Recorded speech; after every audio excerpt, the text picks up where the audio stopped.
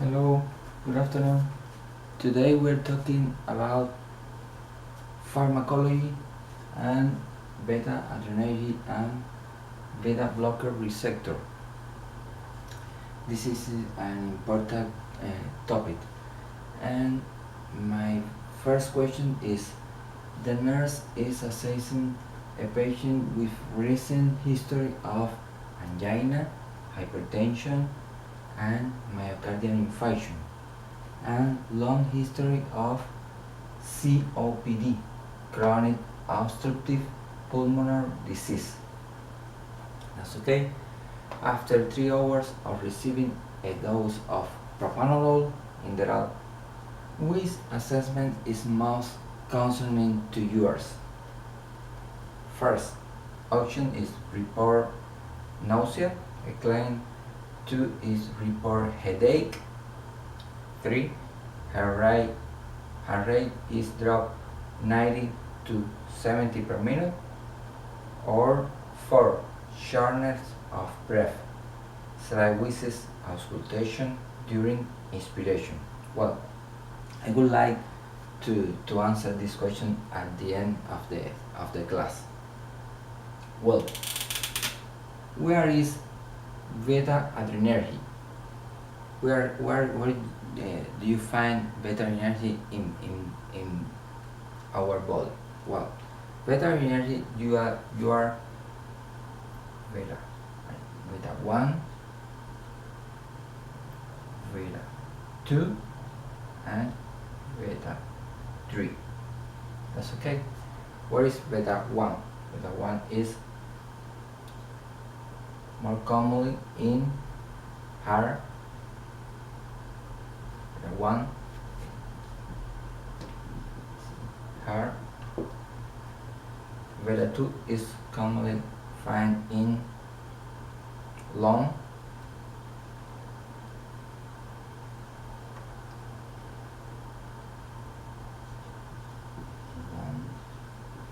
And other organ, for example, in uterus, in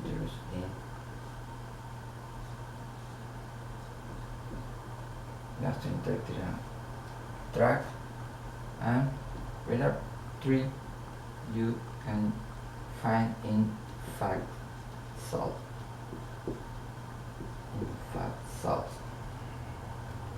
And beta 1 is 2 in kidney. Okay, is that point? Beta 1 is here.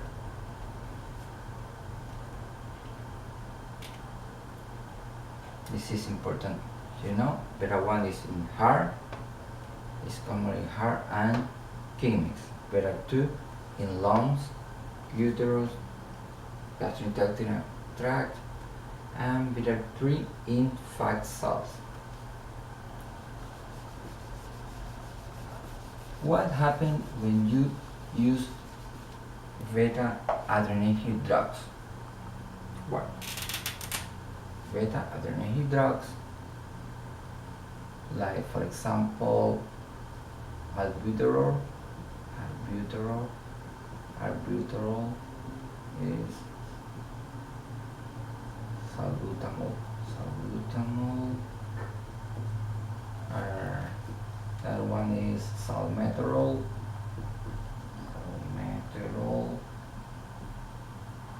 This is example of beta adrenergic drugs. Is a stimulus of sympathetic nervous system. That's okay. Well, first action: increase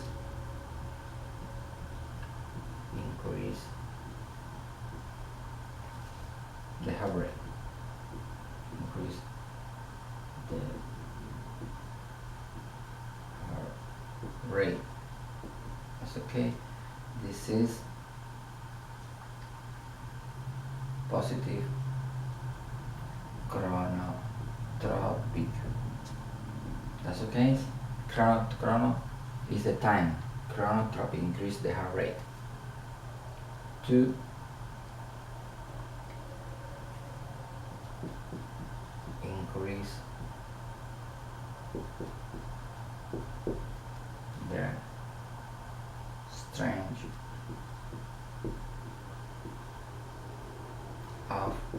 contraction.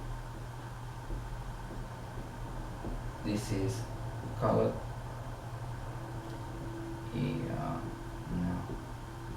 inotropic positive. That's okay. Thirst produce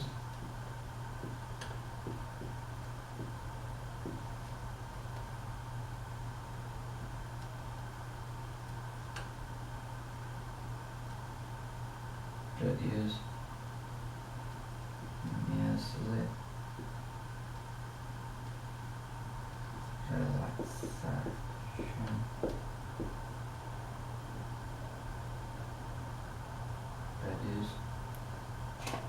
produce smooth muscle relaxation. It is very important and long.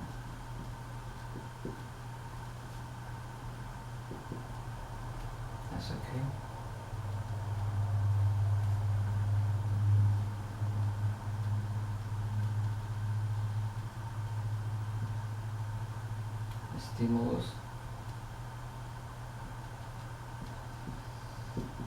Stimulation of lipolysis. In fact, salt, this is increased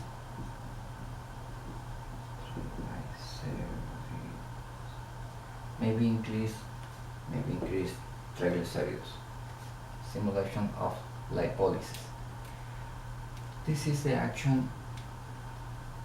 Increase the heart rate is positive chronotropic. Increase the strength of contraction, ionotropic. Produce smooth muscle relaxation in lungs, and stimulation of lipolysis. Maybe increase triglycerides. Well, this is the action of beta adrenergic, like albuterol, salbutamol, salmeterol, where when you use beta blocker, for example, propanolol, if you want to use in our patient, propanolol is beta blocker. You block this action. That's okay.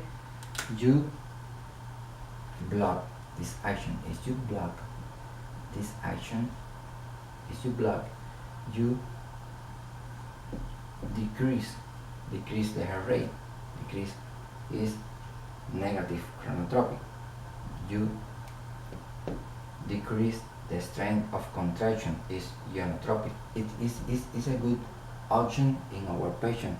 Why? Because if our patient have angina, you are decrease the strength of contraction, is decrease the consumption.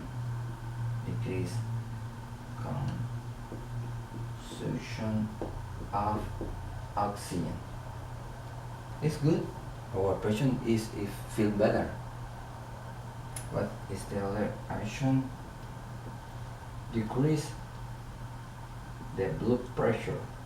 Decrease the blood pressure too, because decrease the stimulation of renin, angiotensin, aldosterone. That's okay. It's good for our patient, because our patient have angina, hypertension, and myocardial infarction.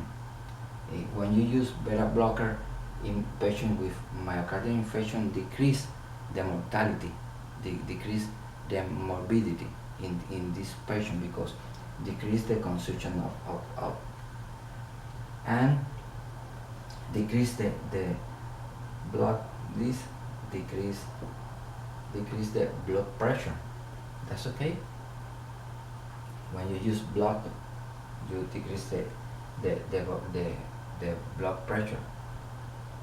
But what is the problem of our patient? Our patient have COPD. When you have COPD, you can, if you use, for example, propanolol, you block the relaxation in lungs. You block the relaxation, and you can impair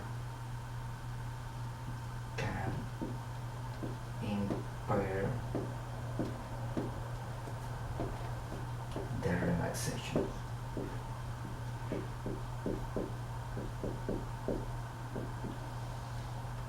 You need to avoid beta blocker, non-selective beta blocker in this patient. Why? Because you produce bronchoconstriction, you produce shortness of breath.